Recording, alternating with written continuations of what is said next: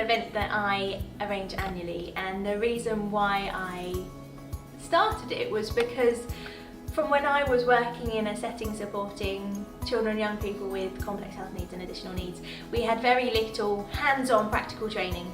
So lots of the training that I attended was very informative and helpful, but when we were one-to-one supporting the children, we actually needed a bit more teaching and insight into how to actually personalise the skills that we've learned to support those young people personally. So Interact is a day that's aimed at parents as well as professionals, because I think it's really important that we can all work together and that we all learn at the same level. But during the day, I want to give people as many opportunities as possible to learn different skills.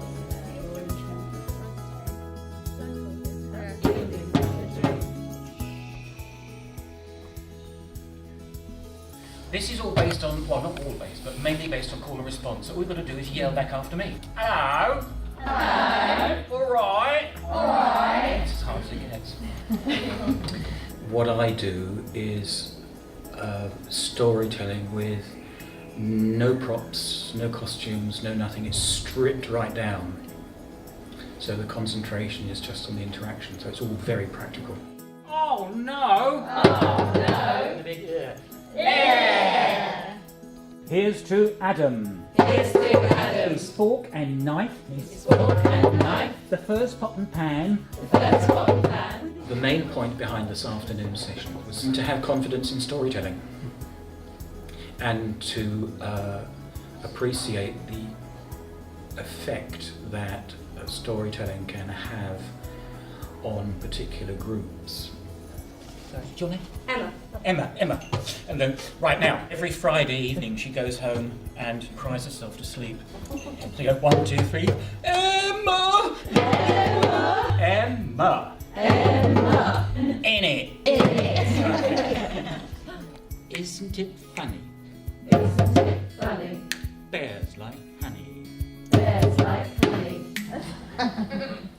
So today I'm going to share a little bit about the work I'm doing. I'm going to share some of the prototypes I've developed using music and vibration to support the people I work with. Tell you a little bit about my journey and how I actually started developing this, and then encourage you to do the same, to have a go using this technology and have a think about how it could be used to support the people that you work with. So I started today's session showing some of the prototypes I've made to use with people with additional needs. These included these little vibrating tubs which play music. These ones have got lights as well, and you know, it's not going to be Tesco Tupperware, IKEA's perfectly good too. And then I encourage people to get stuck in. So the delegates turned pieces of fruits into musical sensors.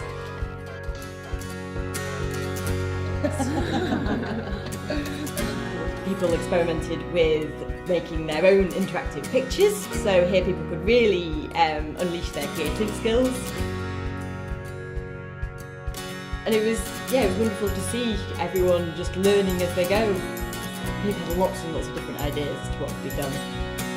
I think Interact's amazing. It's an opportunity to bring people together, to learn new skills and share ideas. You know, I think as well as the presentations, it's been fantastic talking to the other delegates, talking to the other presenters, and I've learned so much from the whole day.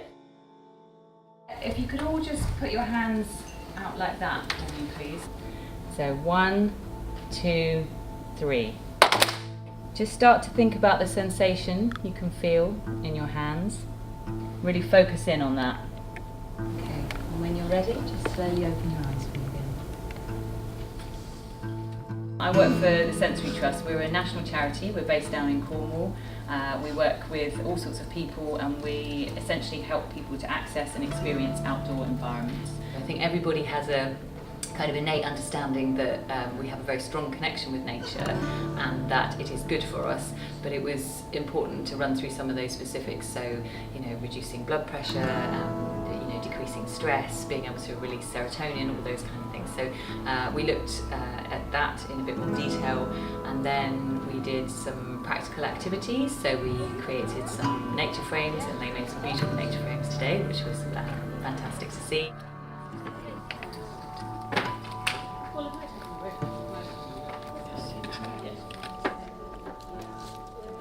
also use their nature frames, find different things, frame those, take some pictures of them. A lot of the people that we're here today have some experience of being outdoors and using that to support the curriculum or various types of learning or just leisure activities, but I think they all seemed quite excited by the activities and felt like they could, as I say, apply them to their own settings, which is wonderful, so job done.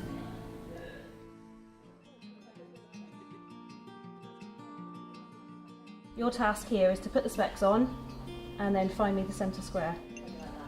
Am I right? Yeah! Today I've been talking about cortical visual impairments and the overlaps between cortical visual impairment, CVI, and SPD, sensory processing difficulties. The person under blindfold needs to find 25. I've used some sim specs to show people what having a VI is like. Yeah. I think the group in the room have found that really interesting. The 9. I don't know. Because it's 9 by 9. Is that done? Am I done? Is that one of them?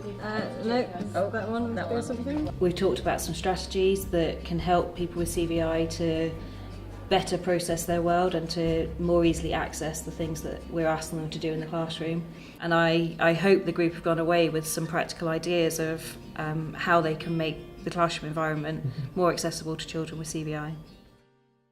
Just have a sit round in some kind of circle over there. I think sensory rooms are invaluable. The potential within a sensory room to unlock a communication or a sensory channel, find out exactly what that person's responding to, and then relate that to their everyday living, that is when you can make something life-changing. If your clients are quite scared and they need close physical proximity, we can help them to do either bounce or move to the side.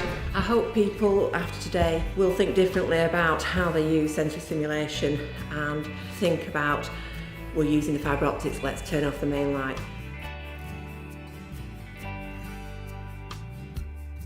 Let's put some fluorescent items in the ball pool. I hope they've got ideas, different ways of using different pieces of equipment. Once you've the confidence with one piece of equipment, then you can learn how to combine them. And I think there's a saying, tell me and I'll forget, show me I might understand, but involve me and I'll remember. And I think that's very true, to actually physically do the activity. It does tend to stay in your memory longer, really. We can work together and all of us discover new things. Today's conversation is about having conversations about the things that we're all really embarrassed about: puberty, sex and relationships. Can you write down how you found out about puberty, sex and relationships?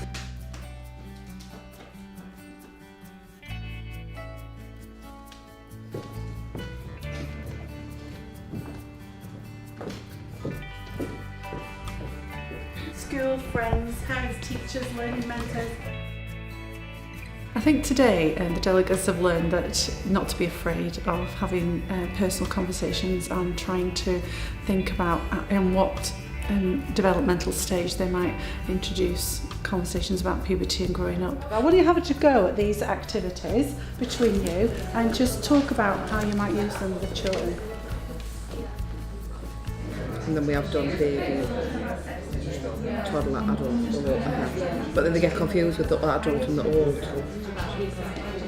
So just using these to spark conversations. Now if you've got a person who has no speech or who's PMLD, how do you go about that then?